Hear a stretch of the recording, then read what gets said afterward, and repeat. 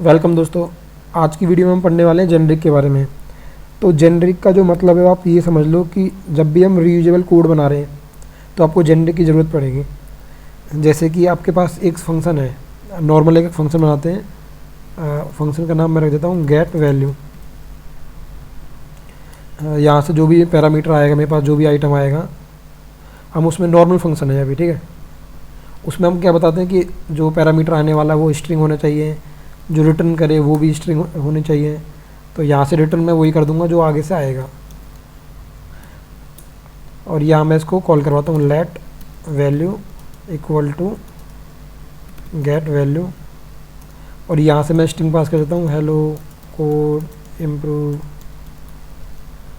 इसको मैं कर देता हूँ कॉपी और कंसोल।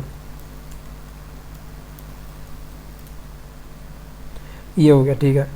अब मान लो कि ये आपका एक फंक्शन है, वो क्या काम कर रहा है कि जो भी स्ट्रिंग आ रही है उसको डबल करके दे रहा है, चाहे वो नंबर आए, स्ट्रिंग आए, एरे आए, मतलब कुछ भी आए उसको रिपीट करके दे रहा है। मतलब आप मान के चलो कि इसमें कुछ ऐसा लॉजिक लिखा हुआ है कि अगर उसको आप नंबर पास कर दोगे तो वो नंबर रिटर्न करेगा, लेकिन डबल करके।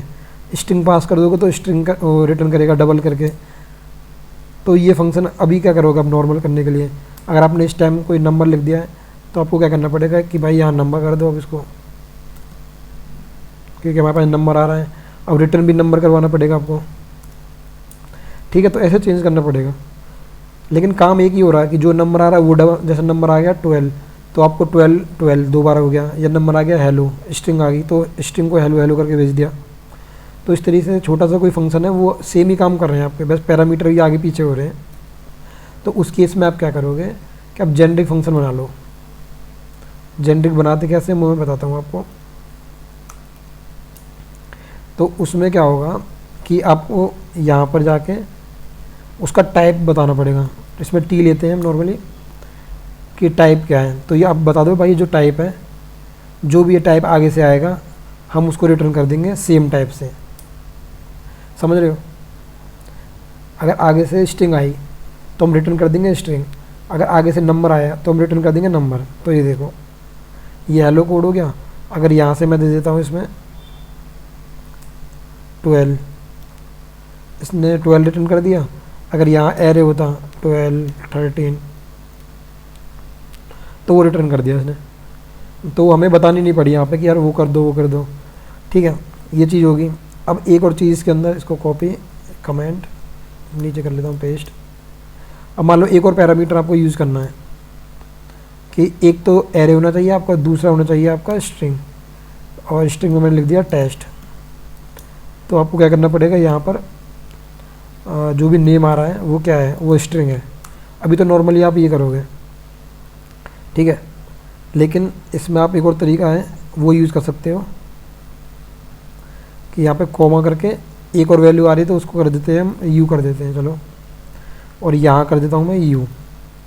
अब जो इसका रिटर्न टाइप है वो क्या होना चाहिए, अगर वो देखो आइटम होगा, मतलब पहली वाली आ रहा है तो पहला वाला डाल सकते हैं टी, लेकिन सेकंड पैरामीटर के अकॉर्डिंग करना तो हम सेकंड डाल सकते हैं। पहला हमने एरे दे रखा है तो ये क्या करेगा, एरे ही रिटर्न करेगा।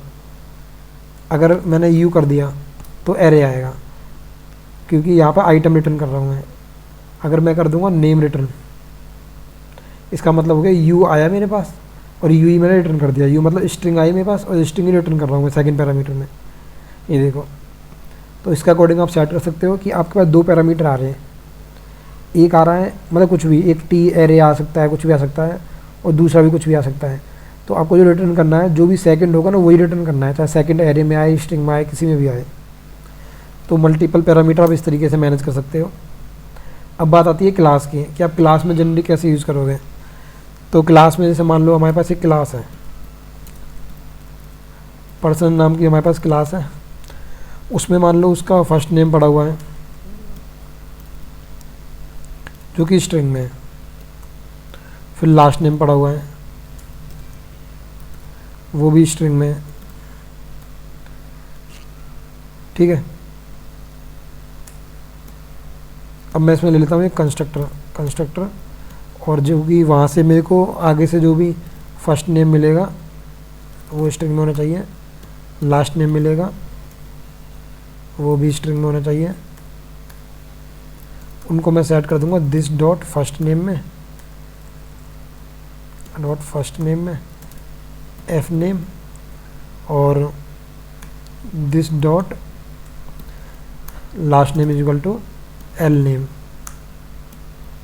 ठीक है, ये मैंने एक क्लास बना दी। अब यहाँ पर मैं एक बनाता हूँ फंक्शन जो क्या करेगा, सिंपल मैसेज दिखाएगा।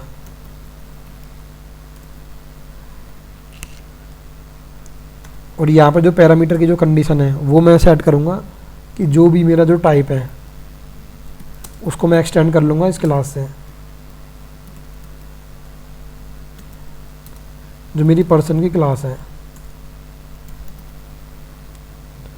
ठीक है, और यहाँ पे जो भी मेरे पास पैरामीटर आएगा उसका जो टाइप हो गया टी, और रिटर्न अभी मैं कुछ नहीं कर रहा, इसमें केवल मैसेज प्रिंट करवाना, तो वॉइड कर दिया मैंने कंसोल लॉग, और इस पर कोई दिखा देता हूँ मैं जो भी आएगा पर्सन की information.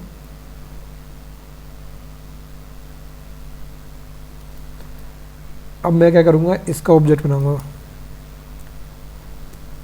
Variable person equal to new person, यहाँ डाल दिया मैंने कोड, यहाँ डाल दिया मैंने इम्प्रूव। ठीक है, ये सेट हो गया। अब मैं इस फंक्शन को कॉल करवाता हूँ, मैसेज वाले को, मैसेज, और जो ये आ रहा है ये सीधा पास कर दिया इसमें। चेक करते हैं, देखो ये आ गया। अब मान के चलो इसमें कुछ मिस होता, जैसे कि मान लो चलो एक और क्लास में लेता हूँ, ये रख देता हूँ उसका नाम मैं 2। ठीक है, और इसमें जो लास्ट नेम है वो उसमें एस लगा होता, और यहाँ पर भी एस लगा होता, नेम अलता। और अब मैं जो एक्सटेंड कर रहा हूँ, मैं पहले वाले पर्सन को नहीं कर रहा, मैं करूँगा सेकंड वाले को, कि वो सेकंड वाले से चेक करे टाइप हमारा, और इसको मैं सेव कर देता हूँ। तो देखो हमारा जो एरर आएगा वो देखो क्या आ रहा है, वो आ रहा है कि भाई नेम्स जो है वो डिक्लेयर नहीं है, क्योंकि यहाँ जो टाइप आ रहा है वो हमारे पास जो टाइप आ रहा है वो आ रहा होगा फर्स्ट नेम और लास्ट नेम, ये वाला। लेकिन अब हम चेक कर रहे हैं इस पर्सन 2 से कि जो भी हमारे पास आए उसके अंदर फर्स्ट नेम हो और लास्ट नेम्स हो, तो वो वैलिडेट नहीं कर रहा उस चीज़ को। ठीक है, तो इस तरीके से ये काम कर रहा है। अगर मान लो मैं सिंपल पर्सन से ही चेक करता है इसको, तो पर्सन में तो simple first name last name है, और वही मेरे को यहाँ से मिल रहा है। अगर मैं यहाँ से कंसोल करवा देता हूँ इसको मैं,